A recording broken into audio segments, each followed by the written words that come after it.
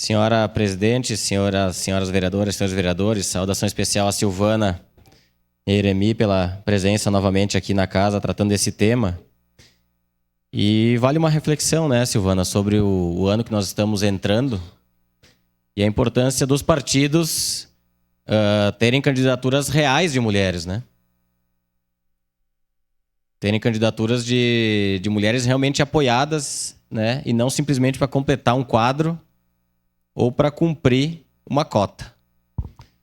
E faço um breve histórico do meu partido, que sempre fez isso com relação às candidaturas femininas.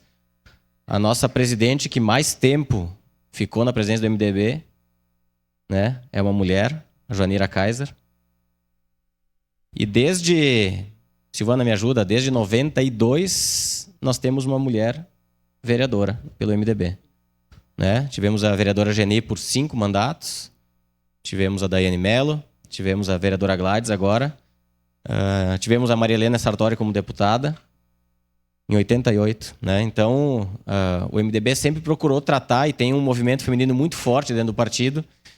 E esse momento que vocês estão aqui, acho que serve isso também, principalmente no ano de eleição, que os partidos realmente tenham candidaturas sólidas e fortes de mulher, e não simplesmente para cumprir os 30% de cota.